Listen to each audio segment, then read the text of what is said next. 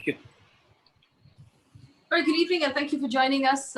This is Live with Faye. You're on YouTube. Remember, if you haven't subscribed to our channel on YouTube, please do so. This is where we do a deep dive on issues of the day to figure out what's going on, to increase our understanding of subjects and be able to make better decisions as citizens of this country. Now, I know there are many things being talked about, not the least of which is the fact that almost every large production house led by big Bollywood filmmakers actually filed a case against the media for using defamatory language, and that's something that's an interesting development in that case. But the focus today is going to be on the economy, at least for me, and this is why. It's because the Finance Minister this morning made a very big announcement that is meant to, according to the government, boost demand in India, domestic demand, which means that more of us will go out and buy things, by 73,000 crore rupees. That sounds massive. They're expecting a 73,000 crore rupee boost in demand by the end of this financial year, which is March 2021.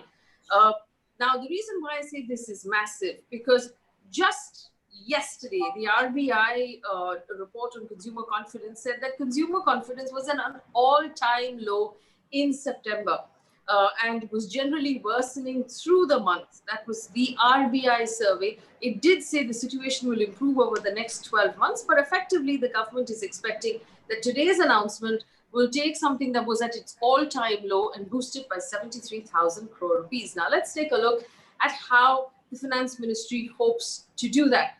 It hopes to do that with 4 announcements for 2 main schemes.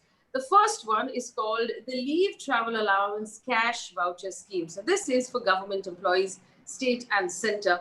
What it will allow them to do is to take their leave travel allowance, which you get as a tax deduction in your salary, if you're salaried, and use the money to buy things because they can't travel right now because of COVID. But they will have to spend 4 times their travel allowance in order to get that tax deduction. So let me give you an example. If you have a leave travel allowance for the year for say 20,000 rupees and you haven't been able to travel, so you can't claim the tax deduction, what you need to do is spend 20 into 4. You have to spend 80,000 rupees on GST 12% items. So these are white goods. You have to buy a fridge, or you have to buy a washing machine, or you have to buy something like that. That, according to the Finance Minister, people tend to buy during the festive season. You will then be able to claim that deduction. The second thing is called a festival advance. 10,000 rupees will be given to central government employees to spend over the next 4 months before March. And they will be required to pay back this 10,000 rupees in 10 tranches of 1,000 rupees each, which will be recovered from them. Now, again, there are, from what I understand, as of 2014, from the PRS website, central government has about 47 lakh employees who might be given 10,000 rupees each to spend over the next few months. Will this boost customer demand is one of the questions that we're going to ask. The government has also offered interest-free loans of 50 years to the state governments worth 12,000 crore rupees. And there's also a boost of capital expenditure and a boost to expenditure in roads, defense infrastructure, water supply, urban development, and capital equipment that's domestically produced. Now, these are the announcements that were made, and the government hopes that these announcements will boost demand. Here are the questions that we're asking today based on these announcements. Will giving 47 lakh odd central government employees 10,000 rupees generate the demand that is needed? Will the leave travel allowance scheme make a difference to central government, to the economy? And if not, what should the government be doing instead? Joining me this evening are Professors Santosh, Mehrotra and Arun, Kumar, both of whom taught economics at JNU, and Mr. Mohan Guruswamy, who is a senior economist who also advised the government of India at one point. Gentlemen, good evening, and thank you for joining us. It's a pleasure to have all 3 of you on the show. If I may please start with Professor Mehrotra. What do you think of the announcements that came in today? I know that we've been waiting for many months for an announcement from the Finance Ministry. Is this a drop in the ocean, or is it less than a drop in the ocean? Are you impressed, Professor Mehrotra? Less than drop in. in the ocean. It's it's pathetic beyond belief. In fact, you have to be joking if you think that this is going to increase demand. You already made all the arguments very clearly. We know that government employees, if you count central and state and PSUs taken together, public sector banks taken together, they account for less than 3% of the total workforce in our country of 466 million. So, giving them slight leeway to increase expenditure is not exactly saying very much. And in any case, this leave travel concession requirement of spending 3 times as much as you are likely to get on your leave travel concession uh, is not going to be very attractive to anyone. So they may not take it at all. And finally, this 12,000 crores to states is not even a drop in the ocean. It's not. I mean, it's laughable. That amount is truly, well and truly laughable, because for anyone for anyone who understands macro numbers and public finance numbers, 1% of GDP for public expenditure amounts to about 2 lakh crores. 1%. And 2 lakh crores is about as much, in other words, 1% of GDP is all that the government has committed to in all its fiscal stimulus expenditures post-crisis, which is itself a drop in the ocean. And the government is not committing to any more. And the outcome is visible to everyone. You already saw a 24% decline in output in the first quarter of this financial year. And that itself, as we've said in previous programs, was an underestimate, because it underestimated what happened to the unorganized sector. So clearly, the economists in the government don't seem to have understood macroeconomics 101. I have nothing more to say. Let me take this opening question also to Mr. Guruswamy. Mr. Guruswamy's audio was giving us some trouble, but we understand that it's through now. Mr. Guruswamy, good evening. Thank you for joining us. And you've been talking to us now for many months about what the government needs to do and the urgency with which it needs to be done. Again, what is your reaction to what we heard this morning from the Finance Ministry? I'm absolutely appalled at the kind of announcement they make. It's asinine, it's stupid, and it doesn't address any problems. All these guys in the government haven't worked for 5 months. They've been collecting their salaries, and they've got huge savings. Sitaraman herself says they must be having good savings now. And what is 10,000 rupees going to add to that? And you're not doing, these are the people who've not paid any price. The people who've lost jobs, 100 million jobs have gone in the unorganized sector, and people who lost, salaried employees, 18 million of them who lost jobs, you're doing nothing for them. You're not doing anything to pump prime the economy. What you're doing is giving these people more money. You've got this gated community in this country, which is the government, which accounts for 11.5% of GDP now, their salaries. It's more than capital expenditure, and you're giving them more money. Absolutely appalling and sick. It's not even economics 101. They don't know simple math and simple logic. Absolutely. You got to give money to people who need the money. Absolutely. And then who go and spend money, buy food. Exactly. People in many parts of the country, people are now down to skipping 1 meal a day. If you're eating 2, you're eating once. There's absolutely no money in the rural areas, no salaries, no work. Even Narega monies have been exhausted. And these people come and make this massive announcement, book all the channels for 2 hours. And, this lady says, and 10,000 rupees she's giving as a credit. It's not even an infusion into their pockets.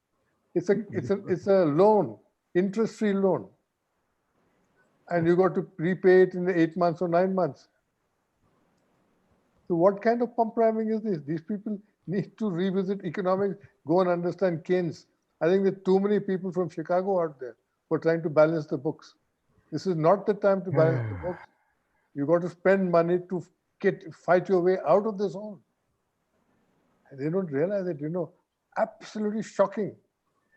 I want to bring in Professor Arun Kumar also, because fundamentally it seems like the idea here is to get people to spend money and to buy, hair dryers and washing machines and fridges and things like that, like the finance minister was talking about. But shouldn't we first be looking at why people are not spending money? And I just want to pop up on the screen the RBI's consumer survey that said September was the worst month in the history, so worst month ever for consumer confidence. So what is the reason why consumer confidence is so low, Professor? And would this possibly be a solution to that problem? There are several questions rolled into one, what you're asking. We need to be clear what is the kind of stimulus we need and who needs the stimulus. So, we need to look at the data first. The budget was made with the assumption that there'd be a 10% nominal growth in the GDP. So 204 lakh crore would have become about 225 lakh crore. Instead, even if we believe the government that the rate of growth will decline by 10%, and suppose that's a nominal decline, then instead of 204 lakh crore, we'll go down to 180 lakh crore. That means there's a turnaround of roughly 45 lakh crores in the GDP. If my estimate is right, it'll be roughly about 30% decline in GDP, because in the first quarter, it has not declined by 24.9%, but by about 50%, because as Santosh said, the unorganized sector did not get counted in there. And as the NSO document itself says, the data was not available from the organized sector also, so only limited data was available. And in the case of agriculture, where the government said that there has been growth, actually there was no growth, because large components of the agriculture sector like floriculture, horticulture, poultry, milk, they all declined because the demand declined. For instance, in the midday meal scheme, eggs were not being served, so demand for eggs declined. People stopped eating chicken and meat because they were worried that that was causing the infection. The flowers could not go out of the farms and they had to be destroyed. A lot of vegetables and fruits could not go out of the farms. They were destroyed. So the government is only using the target. It's not using the actual data on production in those items, and those are 50% of your agriculture production. So therefore, in a sense, even agriculture did not grow, and agriculture also contracted. So if you look at the data, then the rate of growth actually fell by 50% and not 24.9%. Now, therefore, the GDP did not fall to just 180 lakh crore, but I think if you look at the year as a whole, it will fall by about 30%. Which means it will go down to about 140 lakh crores, So there's a turnaround of roughly 85 lakh crores. That's the shortfall of demand. Now, when you compare 85 lakh crore to the 2 lakh crore of the stimulus that was offered, when the May announcements were made, it's chicken feed. And when you now look at this 73,000 crores, assuming it all goes into stimulus, assuming that people spend, then what is 73,000 crores compared to your 85 lakh crores of decline in the GDP that was expected? So therefore, in a sense, if you compare, with what the data is, it's really nothing. Second is, who should get the stimulus? Where would you get the bang for the money? Now, if you give it to the well-off sections, you give it to the upper middle class sections, like people like government servants, most of the government servants would fall in the middle class and upper middle class. They are likely to save a lot of it rather than spend it. If you give it to the poor, they would spend the entire amount. So therefore, you needed to give it to the rural employment scheme. You needed to create an urban employment scheme, because a lot of the people in the unorganized sector are unemployed. And here, I've been writing, there's a distinction between employment and work. In my articles that I've written, I've said you may be working in a factory, and therefore when some surveyor comes and asks you, you are still employed, but you're not working because the factory is closed. You're a government servant, you are getting your pay, but you are going only once a week, so you're not working. You are working very little. So the large number of people who lost work, even though employment data, so my estimate is that 200 million people lost employment, not the 122 million that the CMIE says. And therefore, roughly, if you see 200 million people in the unorganized sector losing employment, you see roughly 19 million people in the organized sector losing employment, then the demand will be down. Second point is, you say, why is the expectation down? And the expectation is because you see people are still losing jobs. In the organized sector, they're losing jobs. In the unorganized sector, when they have returned to the city, they have not been able to get jobs. So they're all trying to save. And the uncertainty is that now we have not even crossed the first round of the pandemic. We are still at 70, 75, 80,000 infections. And there's a worry. And yesterday, the health minister pointed out that the winter season is coming and then it might increase again. So people will hold on to the money that they have rather than spend. So that's why consumer confidence is down, because people feel that they need to hold on. And that's why you see the deposits in the banks are rising and the cash deposit ratio has risen. So if I've understood this correctly, what all three of you are saying is simply this, that people are not spending right now because they have either already lost jobs or they're worried about losing jobs, and therefore nobody wants to do any kharcha this year. So everybody's saying, let's just get through the festive season. We're not going to buy anything serious. The only people who are not worried about losing jobs are government employees. And it is them who are benefiting from these, from these announcements.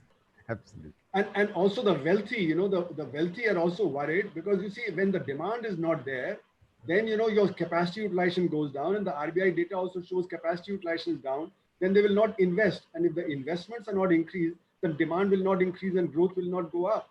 And that's what you see today, that investment is down, consumption is down, exports came up only in last month, but otherwise exports are also down. So all the engines that could fire to raise the rate of growth of the economy from the abysmally low rate of growth that was there, they're all not firing. So the government expenditure is the only thing that could fire. And government expenditures also have had to be cut, because if the GDP falls by 85 lakh crore compared to the expected amount, then your tax collection will fall. That's why the states are complaining. And that's why the GST problem has come up, because as per my estimate, the total loss of tax and non-tax revenue would be about 17 lakh crores. So the states and the center will be short of funds, and your fiscal deficit has already climbed to roughly 30% of GDP, So that the fiscal situation is so bad that the government needs to redraw the budget immediately. If it doesn't redraw the budget immediately, then there'll be further problems. And we have to worry that in spite of 30% fiscal deficit, the boost in demand is not coming, because consumption and investment by the private sector declined. And that decline is roughly of the order of 40%, So that's why the fiscal deficit and the fiscal boost is not working. The automatic stabilizer, as we call it, that when the fiscal deficit rises, demand rises, that automatic stabilizer is not working, because the demand is fallen by much more in the private sector.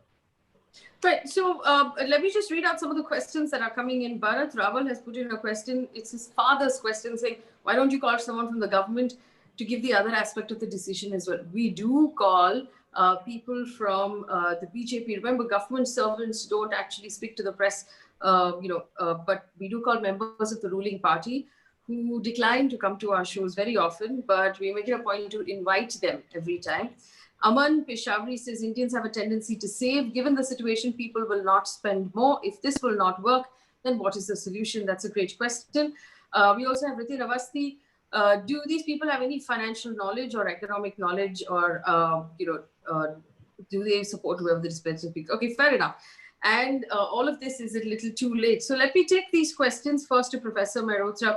If people are going to save, and I know people are going to save because we see it around us, everyone's unsure of what the future will bring. Now, I just want to put into perspective the fact that Europe is going through a second lockdown.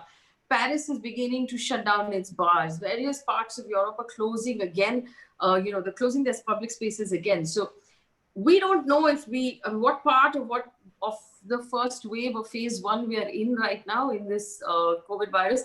There's some encouraging numbers that the daily reports of new cases has actually been ebbing over the last 3 weeks, but we have to watch those numbers before we actually can take them seriously to see if that's the continuous trend. What needs to be done instead then, Professor Mehrotra? Because like you said, if the stimulus is only being offered to those people who don't need the stimulus right now, what can the solution possibly be?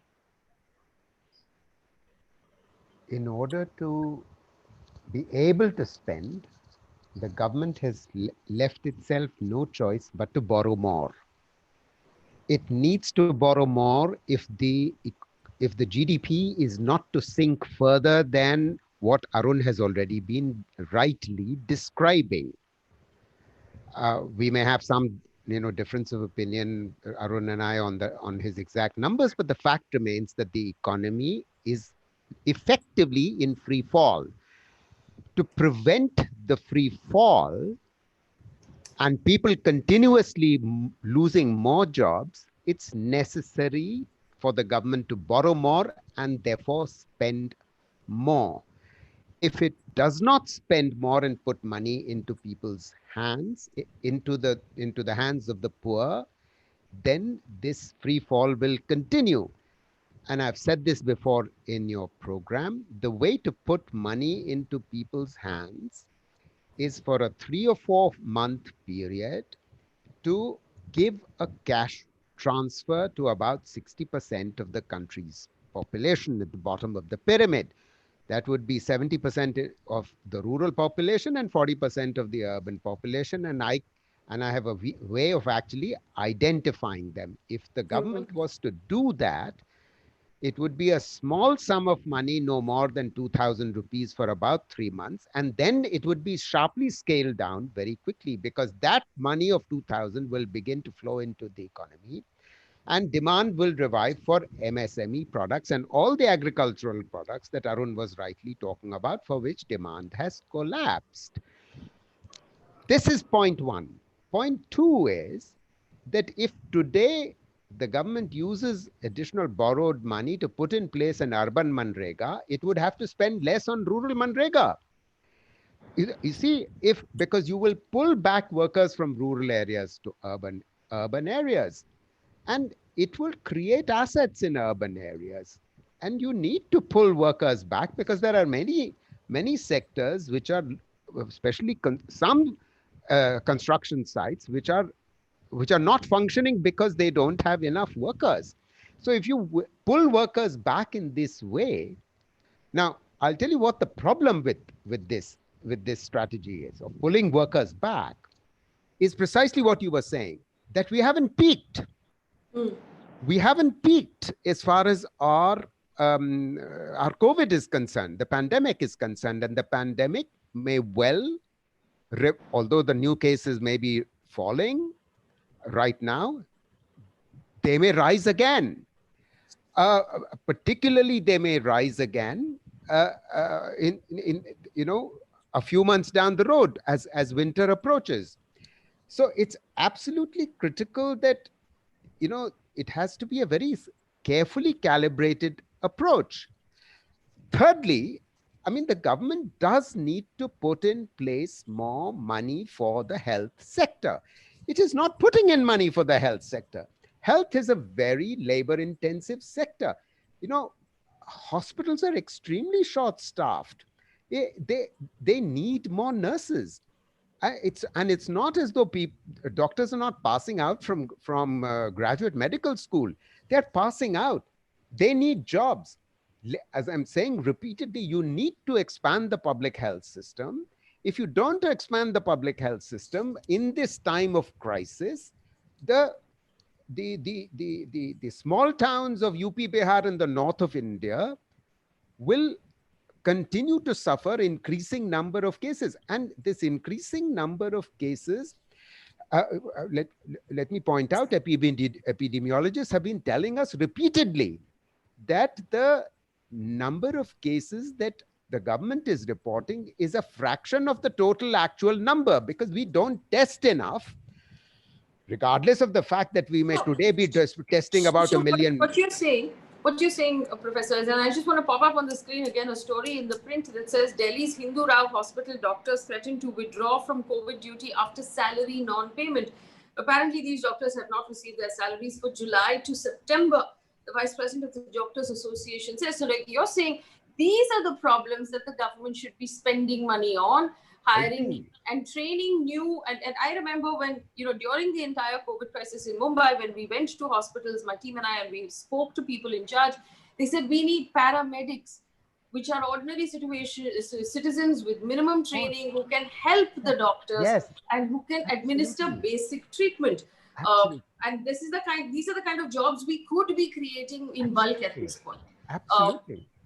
Fair enough. And what the government is spending money on, I want to remind you, is government servants, the only people in the country who aren't afraid of losing their jobs and who have actually faced no crisis, if at all, over the last 6 months. A question from Amit Taneru, who has asked, and I'll take this question to Mr. Guruswamy. The RBI says GDP will grow around or will shrink 9%. The RBI actually said 9.5% this year. Are we expecting a V-shaped recovery? I don't understand these terms that get used, and I want to point out to my audience, I spent 15 years working in business channels, and I'll tell you quite honestly, a lot of the work being done there is to boost and to buck up an economy or to oversell an economy that might actually not be doing as well. So this V-shaped, U-shaped, W-shaped, what do you think it is, Mr. Guruswamy? Are we seeing any sort of recovery at all? I think what you're seeing and what is happening is a K-shaped recovery. The people who are doing well are going up, and the people who are doing badly are going down. They're effectively two very clear, distinct countries here. Number of people, rich people, is increasing, their wealth is growing, and people in private sector, people in government who are permanent jobs are doing well, earning more money, saving more money. People without jobs are sinking. People, factory employees are going down, SME employees are going down, farmers are going down. So there's two things happening simultaneously. Now, as far as where will the money come from? Your foreign exchange reserves have now gone to 550 billion. And you don't get any interest in American banks. You can read, people like Kaushik Basu have been writing for years now that you don't need so much reserves. You need to reinvest that money back into India. I calculated and I wrote that you can easily get 200 billion back as a fund to invest in people. I think there should be a wage cut. Government employees should take a 20% cut or a 15% cut. There should be no leave travel allowed. I've been writing about this, and give that money to the people. And Professor Mehrotra says, give a DBT. 6,000 rupees per head is not a big amount for people, but it will help tide over a bad situation, and also stimulate some demand. You need to get that cycle going again, the virtual cycle. You can't get these people at the top buying more new cars. There's a demand now for luxury cars. And and more new cars, and more refrigerators, big, after a one-door refrigerator, have a two-door refrigerator. And what have you? This is amazing. These people are addressing only one segment in this country: urban, middle, and upper classes, and government employees. There's no middle class, there's no poor government employee. They're all middle class and above. All of them. And so you got to deal with these issues. You got to figure out what kind of a country are you living in, and who are your people. You can't have a third of the country starving and sinking below poverty levels, which effectively means you're not getting enough food to eat, and expect things to be hunky-dory. In fact, Mr. Guruswamy, let me share this second article that I'm just going to pop up. This is from 4 days ago. It's a PTI copy appearing in the Economic Times. ASSOCHAM, which is an association of private sector businesses that have actually put out a study that says India's economy is showing signs of improvement and braving the impact of COVID-19. And we'll just put that up. It says, be it India's Purchasing Managers Index, has been robust and visible. It's expanded, and basically it says, in small words, it basically says that we're putting up a solid fight for the COVID pandemic, and we're unlocking the economy, which is almost complete. People are returning to work. And so India is showing signs of improvement. Do you agree with this? Yeah, India might be recovering, but what is happening to Bharat? That is what you should become. There are more people in Bharat than in India, if you can divide the country that way. And and I don't understand Purchase Managers Index. It's a feeling they get.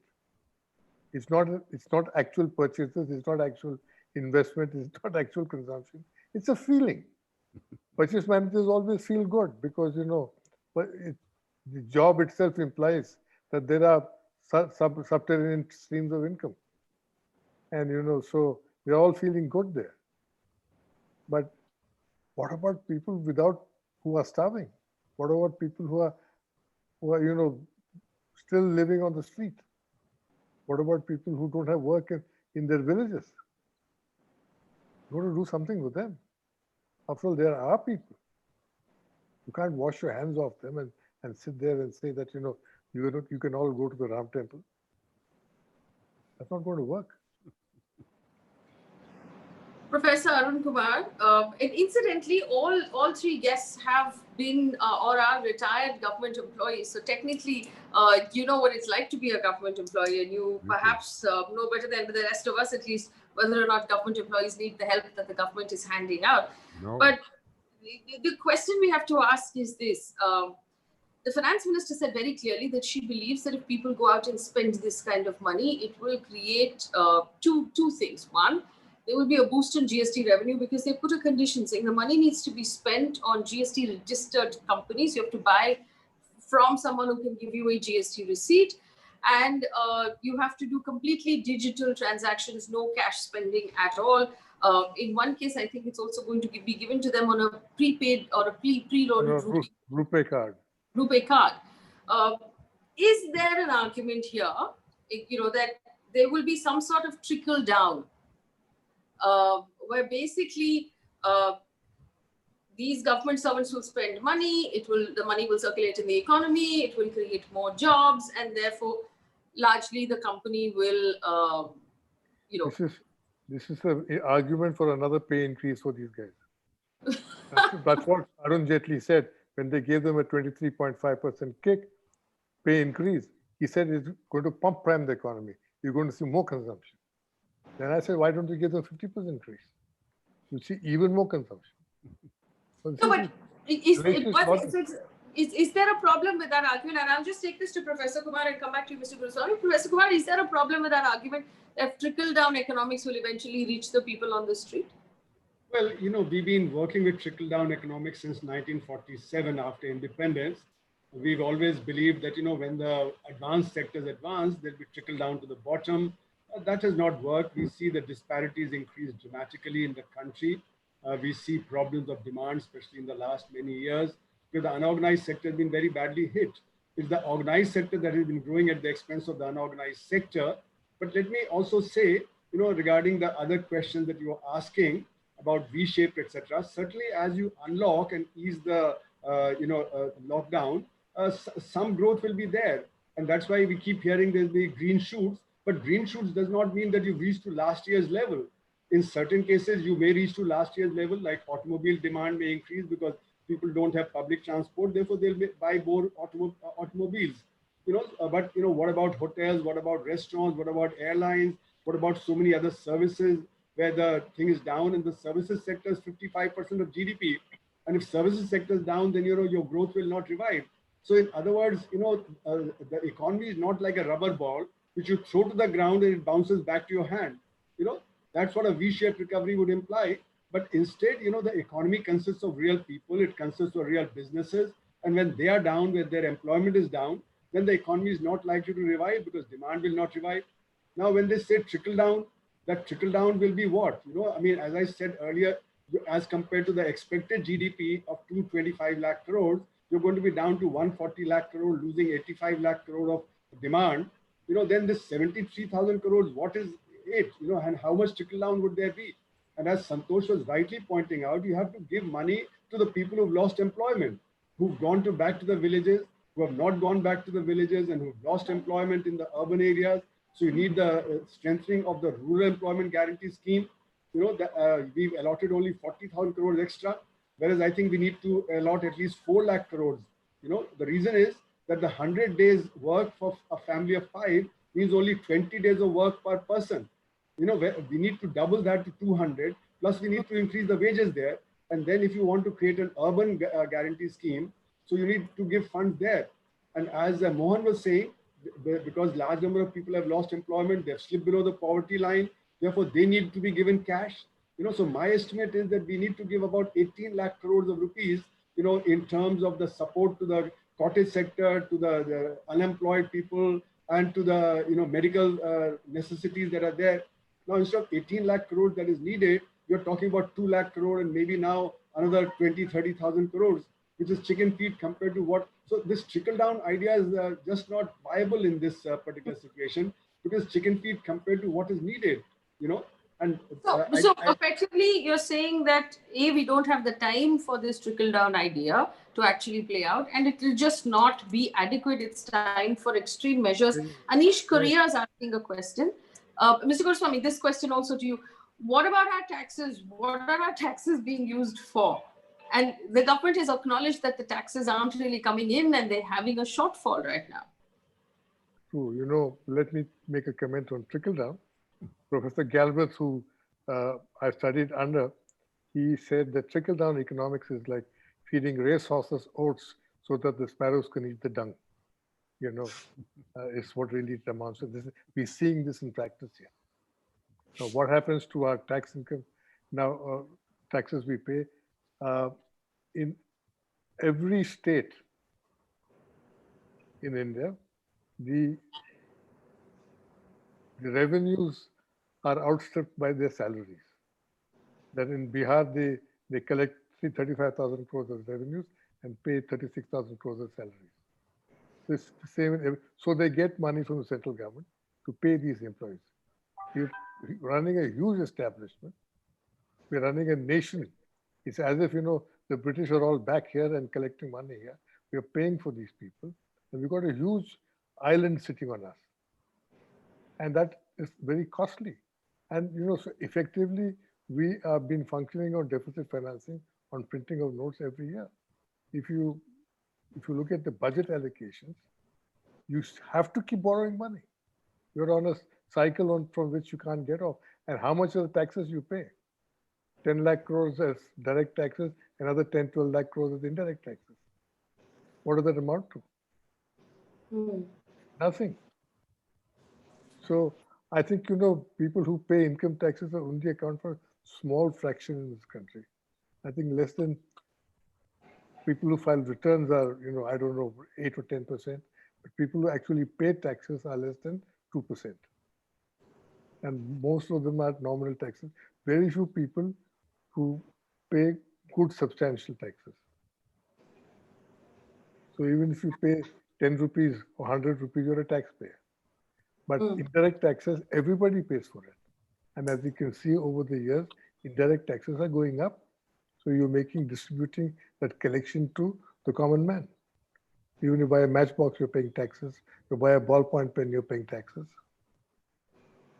So you're distributing tax collection, you're kind of socializing that to common people.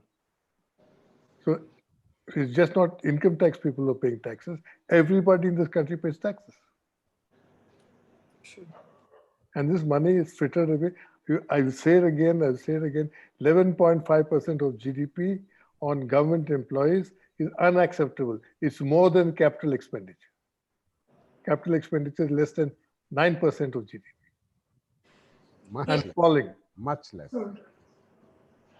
So effectively, the argument that all of our panelists are making is that we're spending way too much money paying salaries of government employees to begin with, to actually be handing out more benefits to those people that we've been looking after this entire time. There's another point.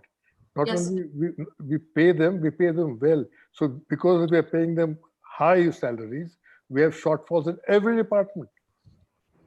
In tax department has a 42% shortfall of staff. The police has shortfall. Everybody has shortfalls, except the military. Everybody has staff shortfalls. Everybody is short of teachers, short of doctors, short of nurses in government jobs. Sanctioned jobs are not filled. If they fill up all these sanctioned jobs, your wage bill will go up to 20% of GDP. So you're riding a horse, constantly paying high salaries, saying that, oh, they're common people, and they're middle classes, they're lower middle classes. Government employees are not common people. They are the ruling class. Professor Kumar, you have something to go ahead, please. If you look at the tax GDP ratio, that is of the GDP, what percentage is collected as taxes, it's about 16.5%, So last year, you collected roughly about 33 lakh crores. The center plus the states together collected about 33 lakh crores of taxes. This year it's going to fall to half because, your tax GDP ratio is going to fall and your GDP is also falling by roughly about 40%. So therefore, instead of collecting roughly of the order of 33 lakh crores, you'd collect only about 16 lakh crores. So there'll be a huge shortage of resources to pay salaries and the committed expenditures. Committed expenditures are like interest payment, because you've borrowed in the past, you have to pay interest on it. And the largest single item, in the budget of the government is the interest payment. So the interest payment exhausts a lot of your tax collection that you make. Then we have to look at what are the developmental expenditures and the non-developmental expenditures. So, like salaries of teachers, salaries of, doctors, etc., that go out of the public funds. Those are salaries, but those are part of the developmental expenditures that are necessary to make. There are non-developmental expenditures, which are, like for instance, for administration or for police and so on. But even police, many people would say, is essential, because, without that, police and judiciary, your systems will not work. So we have to distinguish between the kind of expenditures that are being made by the government. Some are very essential, some are developmental, and some are the kind that, are non-developmental, but they may also be essential in some ways. So in other words, we have to be very careful in our analysis of where we are spending the government's money, the tax money that we have paid. And, Mohan is absolutely right. We collect about 11% from indirect taxes and 5.5% from direct taxes. So 2/3 of the taxes are collected from indirect taxes. That means it's a regressive tax, and therefore the burden falls on the poor people. The direct taxes which come from the well-off sections, as Mohan correctly pointed out, very few, only 1.5% of the population effectively pays direct taxes. The rest do not pay, even though about 5% people are filing tax return, because large number of people file either nil return or zero return. And as the Prime Minister himself said recently, that only 16 million people are effectively paying taxes out of a population of 138 crores. So 1.6 crore out of 138 crore, it's a very small percentage. And that's because the way we have the large black economy and the way our concessions and deductions are, because of that, the rich people get off, from there. And that's why the disparities increase. So I think we need to bring all that into focus. And in the current situation, as Mohan said, the government employees should be willing to take a cut in salaries, because if 20 crore people have lost work, have lost incomes, and the GDP is shrunk by 40%, your resource base is contracted. On a contracted resource base, how can some people say they'll continue to get the income that they were getting earlier? When, 20 crore, if 20 crore lost work, that means 80 crore people are below the poverty line, because there are 4 people per family, that's 80 crore. So to support the 80 crore, the rest of the population also has to take a sacrifice. How can a Prime Minister who spends 8,000 crores on 2 new planes for himself talk about a salary cut for anybody? I'm told that those new planes have 2 galleys, one vegetarian galley and one non-vegetarian galley. One galley for the people in the front, one galley for the people in the back. It's amazing the kind of profligacy you see here. Building new, wants effectively a new capital. And they're not talking about people at all. And Hardeep Puri actually said that building those new buildings on Rajpath is also pump priming the economy. Mm. And Larsen and Toubro will get the contract, or some firm in Ahmedabad will get the contract. And they're going to pump prime the economy. Well, Central Vista project would generate employment.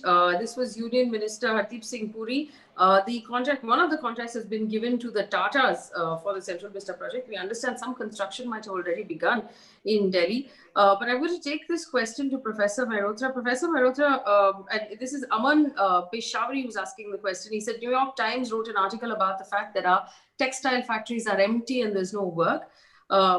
Should government be giving more incentives to exporters because they bring in foreign currency and generate employment? Is that where government should be focusing on? Let me answer Mr. Peshawari's question in a minute, because there are at least 4 or 5 points I want to Yes, please. That both Arun and Mohan made, which I think I'd like to develop a little further. So one issue is, one question that was earlier asked was, how are our taxes being used? Well, Mohan rightly pointed out that, a very significant proportion of that goes towards salaries and pensions. would you believe, would your readers know that of all government servants in the country, 89%, meaning roughly 9 out of 10 of all government servants are group C and D. The professionals are groups A and B, and groups C and D, which are the peon, the driver, the messenger, the farrash, the clerk, and the lower division clerk, and so on, they are 89%. In the same job, a driver in the public sector gets at least 25,000, and it will be a miracle if a driver in the private sector gets more than 15,000 a month. So you can see how grossly overpaid civil servants are. They are not just in permanent jobs, but they are grossly overpaid. So that's one way in which your money is being used. While at the same time, as Mohan rightly pointed out, we are seriously understaffed in terms of A, teachers for our schools and universities, B, health workers, as we've been earlier discussing at a time of the pandemic, both nurses, paramedics, as well as doctors. We are seriously understaffed in terms of police, and we are seriously understaffed in terms of our judiciary. While we are spending plenty of money on the 90% who most of the time would sit there and play cards. Point one. Let me say something about tax revenues and what decisions this government has taken in order to undercut its own revenue base, leaving itself practically no fiscal space in the run-up to the pandemic. Why has there been a silent fiscal crisis? It's not just because the economy has been slowing every quarter for 9 quarters prior to the pandemic. It's the revenues have dropped because the government of India decided that corporate income tax will be cut from 30% to 25% in July of 2019. This is something that they promised in 2015, that they will reduce it gradually to bring it comparable to East Asian rates to attract foreign investment, fair enough, to make India competitive in terms of tax rates. But they reduced it when we least needed it, because what it led to was a sudden decrease in at least 1 lakh crores of government revenues in the financial year, and therefore continuously beyond that every year, including this year. And therefore the government created partly this crisis, as though that was not enough.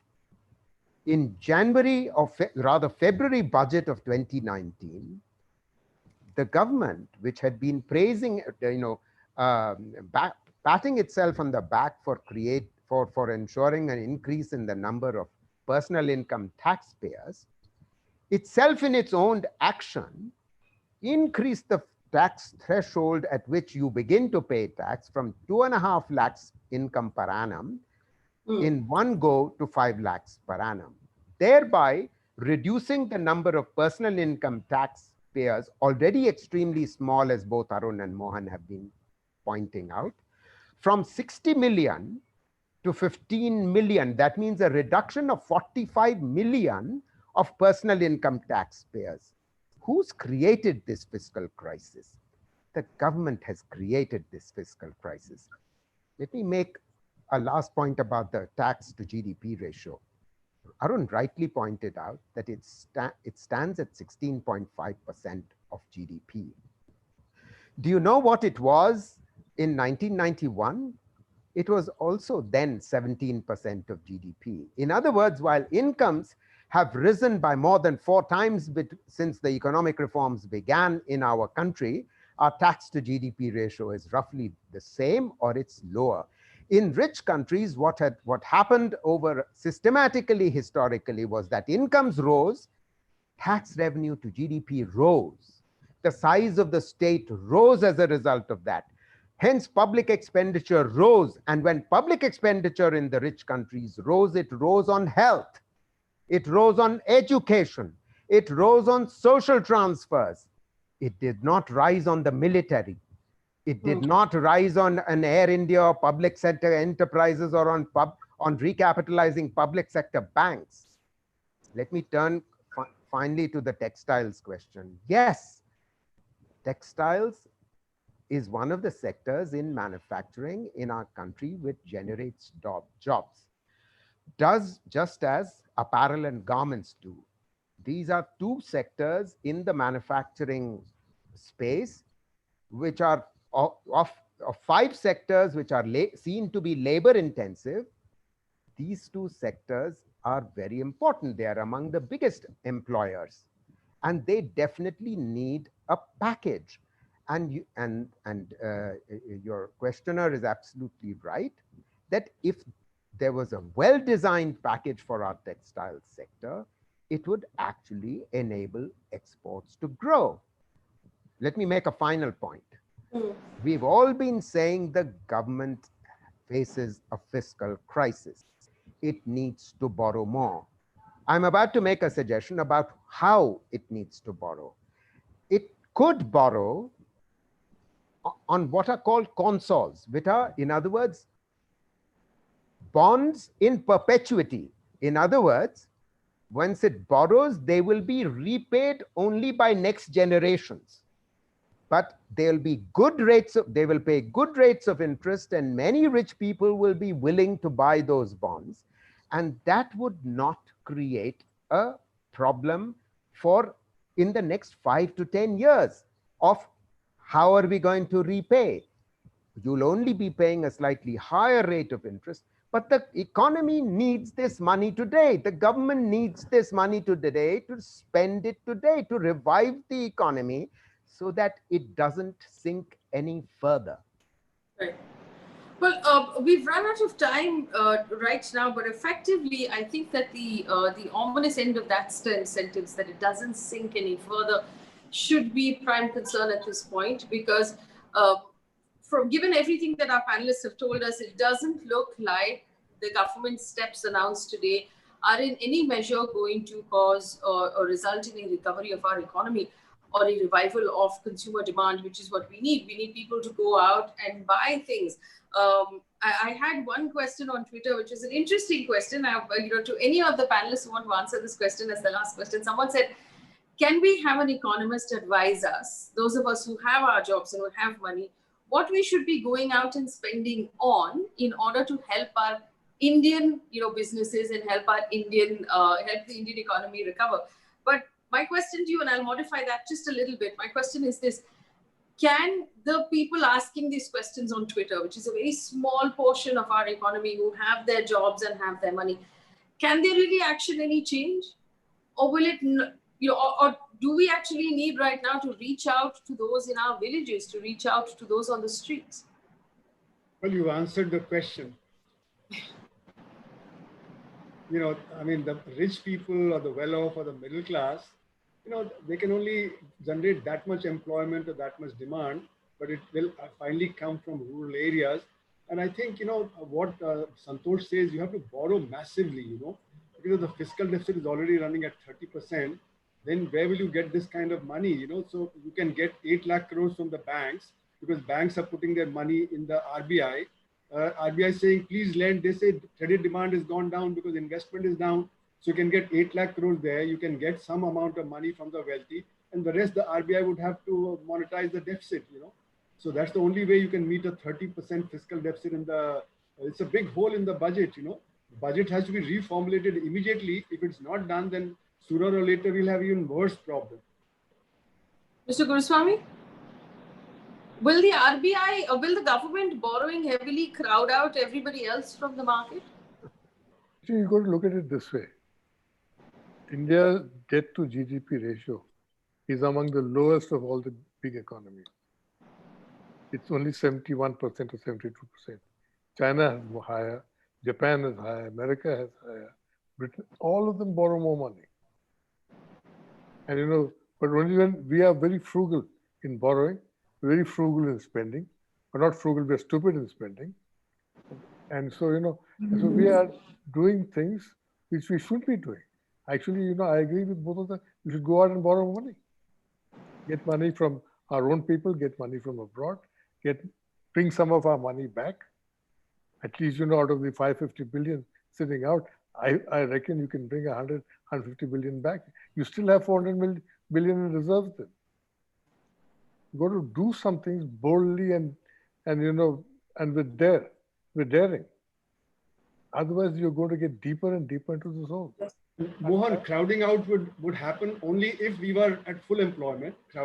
And we are not at full employment. So there are enough resources. So there'll be no crowding out. In fact, there'll be crowding in, because as the investment by the government creates demand, then the demand will pick up and the investment will pick up, otherwise it won't. So at this point, there's no fear of crowding out. And I don't fear any inflation also, because if the demand is so way down, then the problem is that, wages will be down because of unemployment, and commodity prices will be down because of lack of demand. And therefore, the problem is more deflation. That's why the wholesale prices have been going down or are close to zero. It's the consumer prices which have been going up because of the problems that the trade has been creating. So I don't worry about inflation. I don't worry about crowding out. And it's really the demand that needs to be created. And that's where, borrowing would come in and expenditures would take place, and that would revive demand. So effectively, if I were to put this in a nutshell, what you're saying is, and we've been saying, actually, our panelists have been saying this now for over 6 months, even before the lockdown happened, that, minimum income support is perhaps the way to go. After the lockdown happened, almost every big economist of note across the world has recommended, a minimum income support, which basically means government transfers money into the bank accounts of the poorest in this country. And so those people go out and spend that money. This A, saves them from starvation. B, restores dignity to the people of this country who might be starving at this point and who don't know how to put food on the table of their children's, whether they have tables or not. The fact that we'd be putting food in their stomachs and we'd be giving them their dignity back, which should be our top priority at this point. When they go out and spend the money that is being put into their account, that is when the wheels of the economy will start to recover. But to actually put more money into the bank accounts of government employees is perhaps not the right route at this point. So tomorrow morning, when you pick up your newspaper and it says Big Bang announcement, you'll at least have the voices of our panelists in the back of your head saying that not big, not bang, just announcement. Professor Mehrotra?